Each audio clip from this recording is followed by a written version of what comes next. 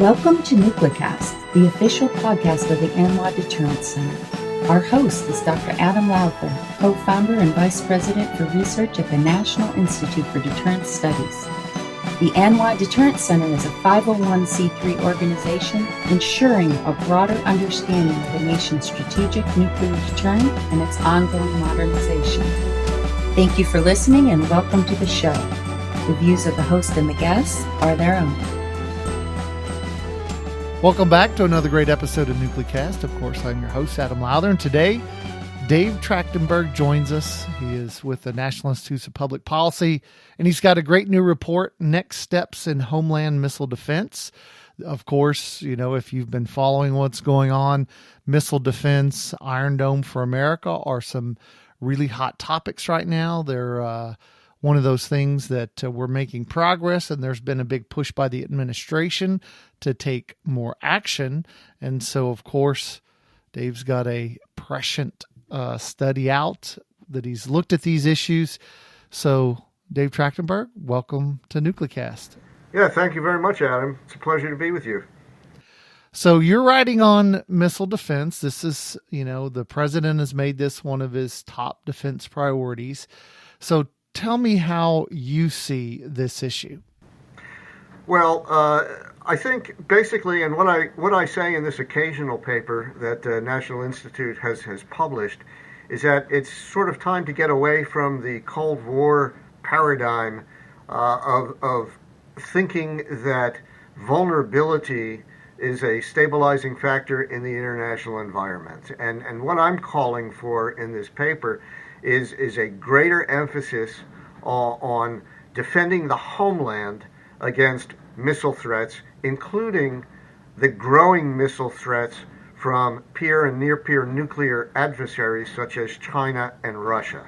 I think for the longest time, U.S. policy has been not to defend the American homeland against the strategic nuclear forces of China and Russia, in thinking that as long as we remain vulnerable, as long as the American people remain hostage to those kinds of nuclear attacks, then that will be stabilizing, and that any deliberate defense of Americans against those kinds of threats would be destabilizing or provocative.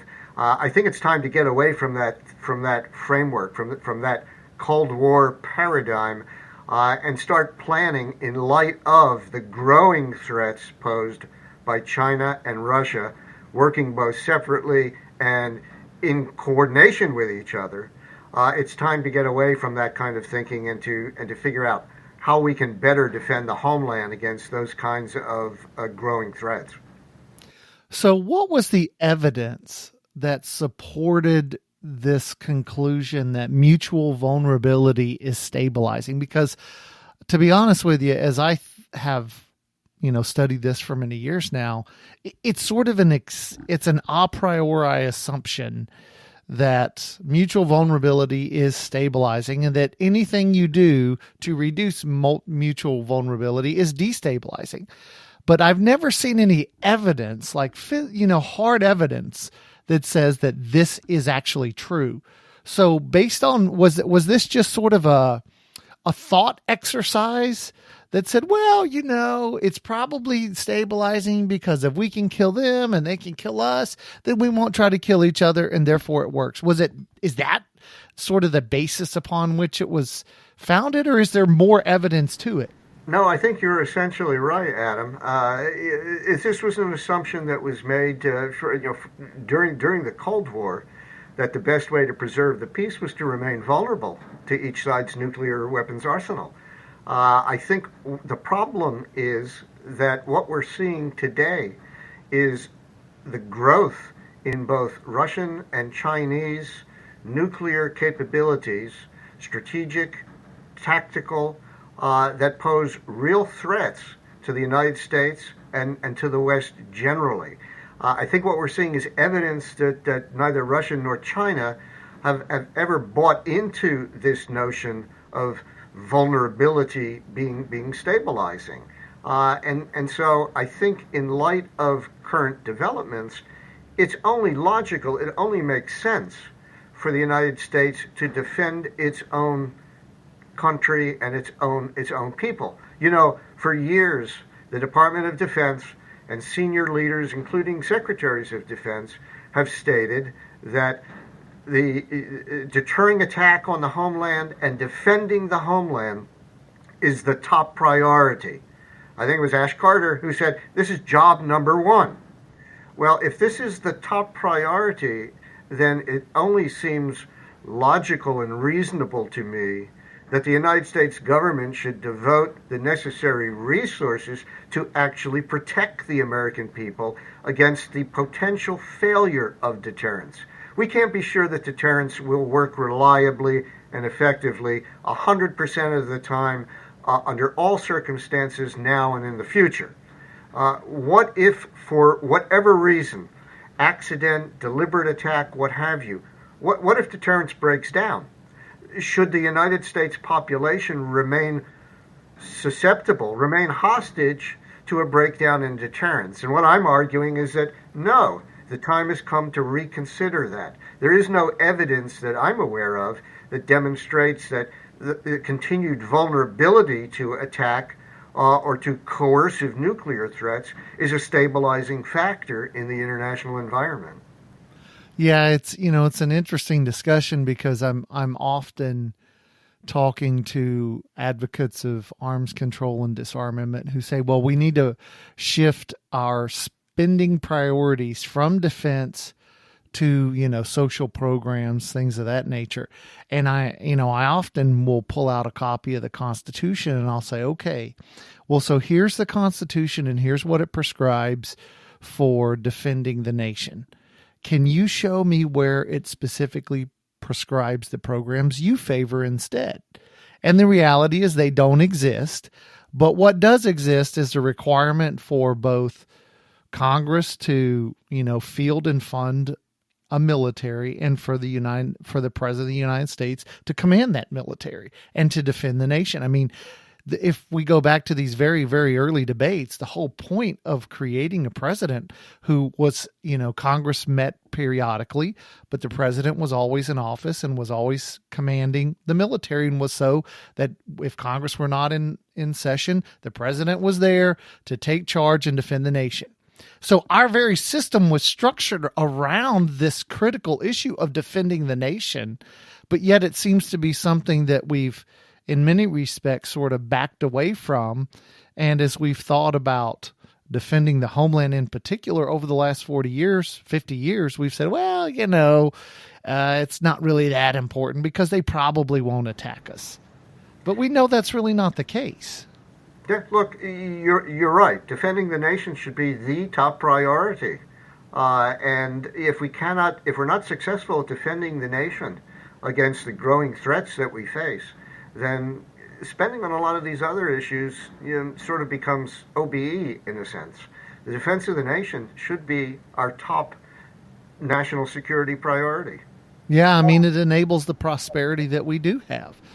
So let's talk about one of the big issues is in regards to Iron Dome for America is there's a clear desire to move from, terrestrial based, GBIs and THAAD, and the SM-3s that are shipborne to moving to space to defend. And it's, we have sensors in space. We can put more sensors in space that detect threats. But what about actually putting defensive elements beyond, just your ability to detect and observe in space? And does that violate any international rules that we're a part of? Talk to me about the space side. Well, you're right to point that out, and that's one of the recommendations that I make in this occasional paper. The United States needs to move much more aggressively in space, to use space as a domain for defending the nation. And that means doing more than just putting sensors in space to detect launches or to track missile launches. But that also means putting capabilities in space capable of actively defending against missile launches that may be headed in our direction or in the direction of our allies. That includes kinetic interceptors in space. It includes developing directed energy types of systems in space. There have been proposals from people with much more technical background than I have that suggest it's possible to put a constellation of, say, 1,000 small satellites in space, capable of essentially countering or defeating missiles. They could launch interceptors. They could house directed energy systems, what have you. That could be done, I think, in a way that absolutely seems to me would be a game changer in terms of our ability to defend the homeland.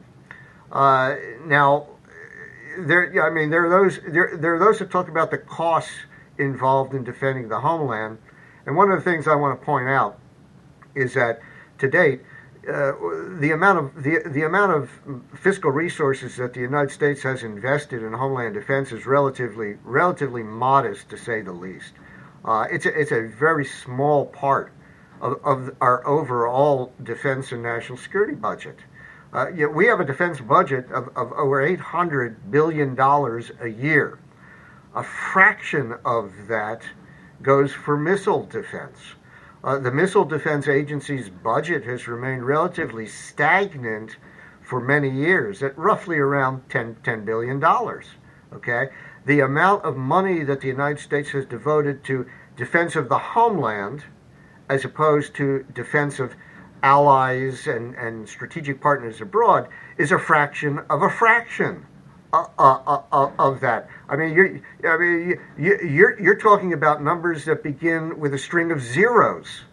It's a very small amount. Again, to me, there's a complete disconnect between the amount of money we have invested in homeland missile defense and the assertions that is our top priority. That is job number one.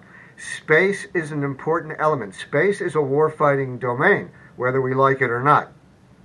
Our ability to defend from space would not violate any of our international commitments, but it would provide, what's been referred to as sort of an overlayer of defensive capability to protect the nation against various types of missile threats. Now, what about any obligations under, the space treaty? Would putting these kinds of defensive capabilities mean that we have to withdraw, or are they consistent with the treaty? No, I don't see any inconsistency at all. We're not talking about putting nuclear weapons in space, which is what the Outer Space Treaty prohibits. We're talking about putting satellites with conventional types of interceptor capabilities, in space, used for purely defensive purposes.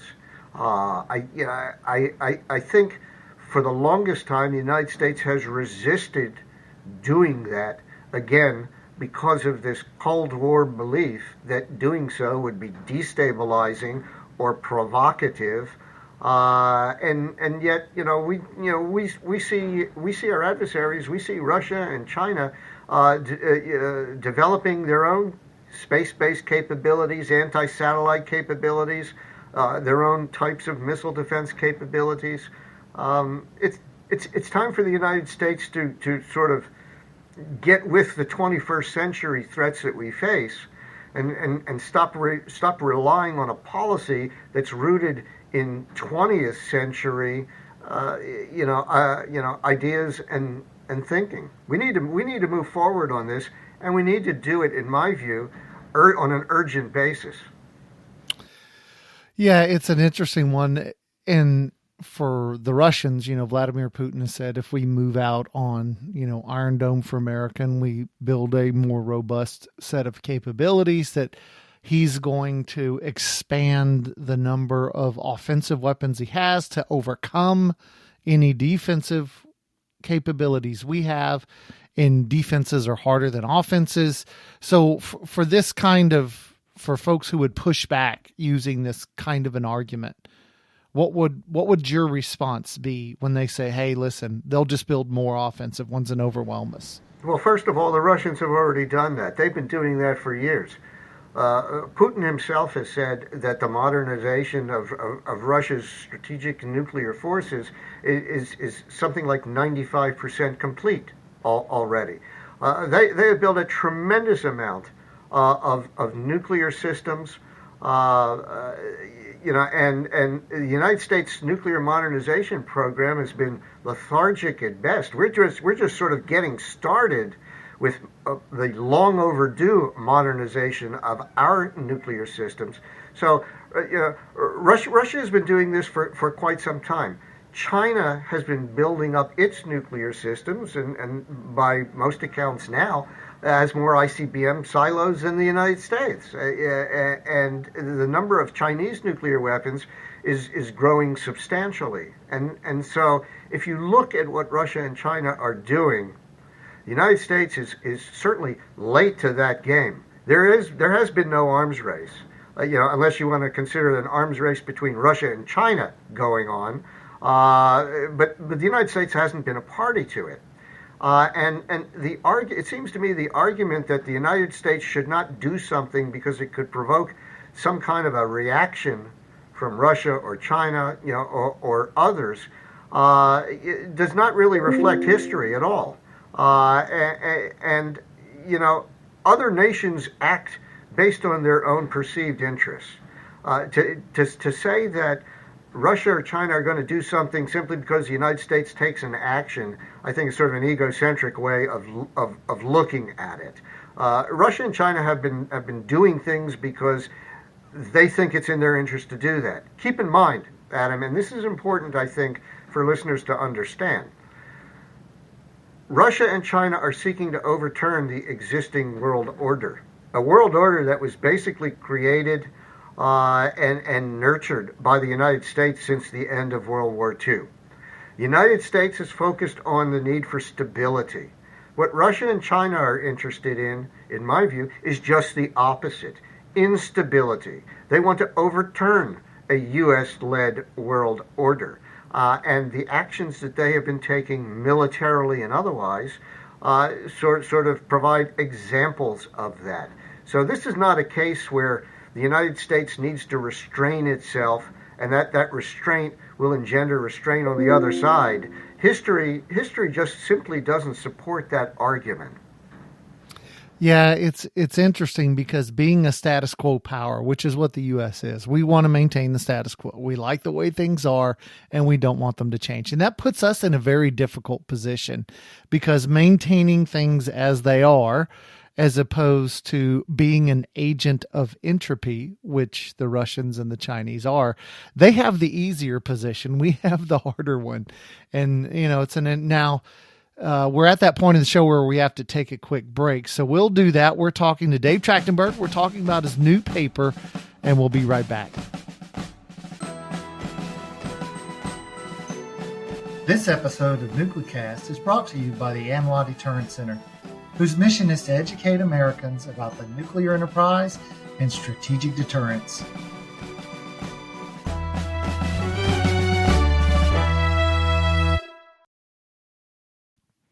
And we're back, and we've been talking about space elements. We've been talking about sort of the underpinnings of our strategy and doctrine. But I want to turn to, if we're going to build a more robust missile defense capability, what are we going to have to do when it comes to congressional changes? Do we need new legislation? What do we need to do to get where we need to go? No, that's an excellent question, and I think we do. And one of the recommendations in my report, it calls for a change in the congressional legislation that the Congress generally approves on an annual basis as part of the National Defense Authorization Act, the NDAA. There's language in the NDAA that basically establishes, as a matter of U.S. policy, not to actively defend against the nuclear arsenals of Russia or China, but to rely on strategic deterrence, meaning the threat of retaliation, the threat of deterrence by punishment, not by denial, not to defend against that. I think that is a mistake, and that language should be revoked or amended or changed in order to allow the United States to go ahead consistent with President Trump's executive order on building an Iron Dome for America that would allow the United States to proceed along those lines. So Congress has several roles here. Of course, Congress authorizes and appropriates the funds for missile defense. That should be looked at very seriously from the standpoint of how much is needed in order to support and to implement the president's new executive order. That's number one. Number two, I think the congressional language in the NDAA needs to be modified so that, as a matter of U.S. policy established in law, when the president signs the NDAA, the United States is not exclusively relying on our retaliatory deterrent capability to defend the nation against Russian or Chinese coercive nuclear threats or actual aggression. So I really do think that would be a significant change that Congress should enact. One of the reasons I advocate for that, and I recommend that in the paper, is because as long as it is U.S. policy not to defend against the greater threats posed by China or Russia and their nuclear capabilities, industry may find it difficult to improve the capabilities of U.S. missile defenses, even against so-called rogue state nuclear threats, if that improved capability also provides some latent ability to defend against the greater threats posed by Russia or China. I don't want the defense industry that's responsible for, of course, developing these systems to feel as though they can only do so much to improve our missile defenses, because doing more is going to be contrary to U.S. policy as established in law. Yeah, that's a good point. So I think there's a practical effect, perhaps unintended, but practical effect nevertheless, on industry's ability to support what I believe needs to be done to augment our own homeland missile defense capabilities. And that's a role Congress can play. Yeah, that's a good point. It's when industry operates with shackles on, they're not going to be as robust in trying to find solutions to well-known problems. And this speaks to the sort of a larger acquisition issue, but we'll save that for another day. Now, fortunately, we've got time to bring out Bob the Genie. And so as I rub my magic lamp, Bob, of course, grants you 3 wishes related to our topic of discussion. So, Dave Trachtenberg, what is your first wish for Bob? My first wish is that the Congress provide the necessary resources to actually fully implement the president's executive order.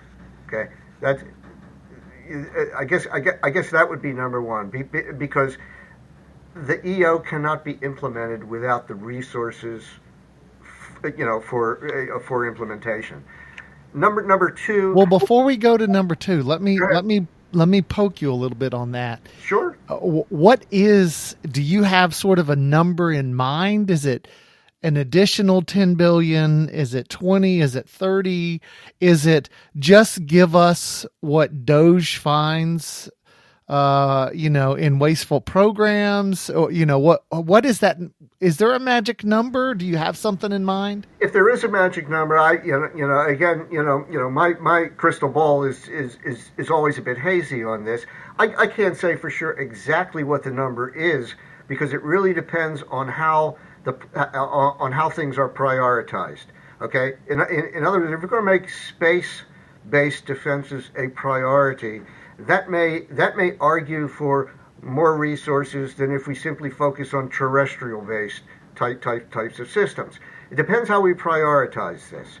Also, I think it depends on which agency, has responsibility for developing and integrating the architecture for a homeland missile defense. One of the recommendations I make in my paper is to give the U.S. Space Force greater authority to deal with this issue in order to hopefully avoid some of the bureaucratic impediments that each of the services deal with. Because the services, as you know, have other priorities in mind other than missile defense. It's hard for me to put an exact number on it, but it depends on how these things are prioritized. Yeah, that's a fair point. Okay, so that's wish number one. How about wish number two? Wish number two, I think if I could wave my magic wand, I would. Wish number two would be to basically take the Cold War notion that vulnerability is stabilizing and relegate it to the proverbial dustbin of history. In other words, make sure that there is a general agreement and acceptance on the need. This would be a major step forward, and I think the president's executive order was the first step in the right direction, moving us in that direction. But there is still significant opposition to what the president has called for, and to the things that I'm proposing in this report, based on this Cold War outdated, erroneous orthodoxy, I would call it. My wish number two would be, let's get over it. Let's enter the 21st century and relegate this Cold War thinking to the 20th century, where it belongs. So it requires a change in mindset, if you will, in how we think about what it takes to deter. So that might be that would be one of my wishes, I guess. It seems that there's a lot of fallacies propagated by the arms control industrial complex. And that complex knows that its existence and its continued funding and all of the roles in government, the roles in think tanks, that's all funded if these ideas continue to be propagated, whether true or not. So, I think you're going to be fighting against, well-funded think tanks and organizations that want things to stay and ideas to stay as they are. So I agree. Yeah. I mean, it's sort of an unfortunate thing that, truth falls to interests, but that's true. And I guess I would say my third wish would be to more aggressively develop the directed energy side of things, because I think there are some significant potential applications for homeland missile defense that directed energy can provide. Directed energy is always somehow portrayed as being 10 years off, and every 10 years it's still 10 years off. But I think you can look at what the Israelis have done with their so-called Iron Beam, and I think there's a role for directed energy to play if we're willing to invest the resources to actually fulfill the capabilities that directed energy systems can actually play and accomplish. So I'm all in favor of investing more in developing and ultimately deploying that kind of technology. Yeah, this was a big component for Dr. Evil.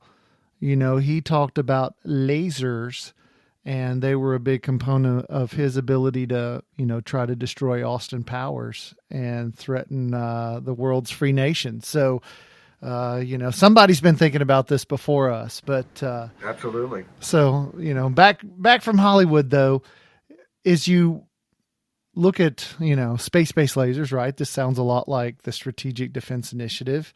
when we looked at that 40 years ago, that scared the Soviets. We've read the stories. We understand sort of the closeness of the agreements, but that where Gorbachev makes the offer to Reagan, and then Reagan says, no, I won't give it up. And are we in a position technically now where, 40 plus years later, this is sort of a feasible thing, or is it like you said, it's still 10 years off, 10 years off, 10 years off? No, I think, look, again, I'm not a technologist. Okay. I didn't play one on television. I did stay at a Holiday Inn Express.